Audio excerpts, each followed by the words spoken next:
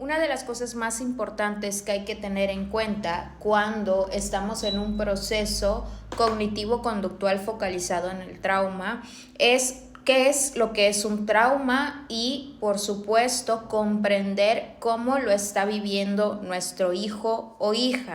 Cuando una persona experimenta una situación muy estresante o que ha generado mucha tensión, puede desarrollar con ello un trauma. Un trauma es un cambio en los pensamientos, conductas y emociones a partir de una experiencia que en su momento produjo mucho estrés. Si bien algunas personas una experiencia puede ser muy estresante o traumática, para otras no. Las experiencias que generan un trauma no son universales, sino subjetivas para cada persona que lo vive. Esto dependerá de sus experiencias, de sus áreas vitales, de su contexto, etcétera. Muchas veces cuando nuestro hijo o hija vive una experiencia que generó un trauma, como lo es el maltrato, el abuso, la violencia, etcétera, podemos pensar que vamos a ver síntomas más comunes como pesadillas, ansiedad, depresión, y no es que no aparezcan, sino que muchas veces no tomamos en cuenta que algunas conductas disruptivas o algunos problemas de conducta también son parte de las secuelas originadas por esa experiencia traumática. Entonces, ahora cada vez que veamos que nuestro hijo o hija nos desobedece, cada vez que veamos que se porta mal o que está muy rebelde, quiero que te lleves eso en la mente. Pregúntate cada vez que veas una de estas conductas. ¿Es un niño o joven malo o está actuando como un joven o una joven que ha experimentado algo negativo? ¿Sí? Esto te va a ayudar a regresar a la conciencia de que estos comportamientos son también parte de las secuelas que el trauma que ha vivido le está ocasionando, y también te va a ayudar a sensibilizarte y empatizar con el dolor que pueda estar experimentando y que está expresando de formas diferentes. Por ello, mediante este video voy a enseñarte los pasos que debes seguir para que vayamos disminuyendo esas conductas que de pronto aparecen en el comportamiento de tu hijo, de tu hija, y que suelen ser indeseables. Vamos a utilizar la técnica de los elogios. Y quizá ya hayas escuchado al respecto, pero en este video te voy a enseñar cuáles son estos pasos específicos y la forma adecuada de utilizar los elogios para ayudar a tu hijo o a tu hija a regular su comportamiento. Número 1, céntrate en formas específicas de comportamiento. No generalices. Por ejemplo, en lugar de decir o de pensar que quieres que siga las reglas, piensa en cuáles son esas reglas y en qué momentos específicos. Por ejemplo, que respete el tiempo asignado como regla de casa para ver la televisión. Que sea un comportamiento muy específico en lugar de comportamientos generales, porque eso también te va a ayudar a la hora de realizar los elogios. Número 2, etiqueta los elogios que vayas a dar, evitando expresiones genéricas como bien hecho o buen trabajo. Estas expresiones son muy generales y no ayudan a darle las señales o transmitir a tu hijo o a tu hija cuál es ese comportamiento específico que es considerado deseable. En lugar de frases como estas, como bien hecho o bien o buen trabajo, puedes especificar con base en el comportamiento que elegiste en el paso 1 el elogio. Etiquétalo de esta forma. Por ejemplo, me alegra ver que esta semana respetaste los 60 minutos que tenemos asignado como reglas de casa para ver la televisión.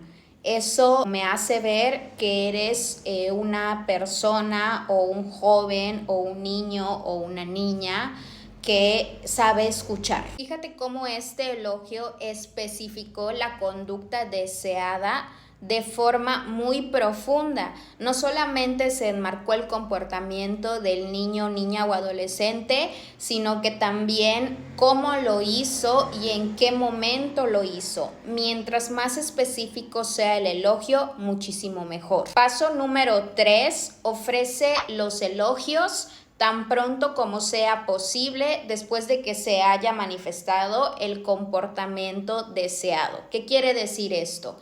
Cuando haya un comportamiento deseable, cuando tú notes que tu hijo o tu hija acaba de realizar un comportamiento deseado, elogia inmediatamente después de la conducta. Cuando elogias al día siguiente o incluso minutos después de la conducta, no tiene mucho efecto en el cambio del comportamiento.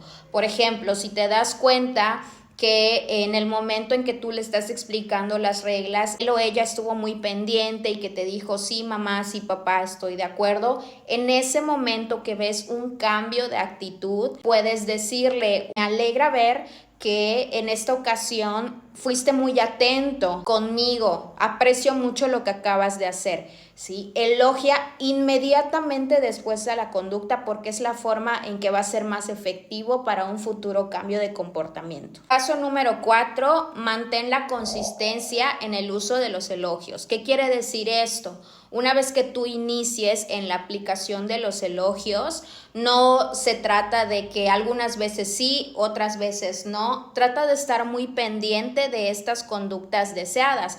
Por eso en los primeros pasos te especifiqué que tienen que ser comportamientos muy específicos, valga la redundancia, porque eso te ayuda también a mantener una consistencia, que sea el comportamiento específico, la forma en que vas a elogiar y que se mantenga en calidad y en tiempo la consistencia de este elogio, que sean inmediatos todos y muy específicos, explicando el comportamiento deseado, el cómo y el cuándo lo realizó. Siempre mantén este mismo ritmo para que el cambio de comportamiento sea más rápido y por supuesto sea efectivo. Número 5, está muy importante porque es algo que a veces sin darnos cuenta cometemos.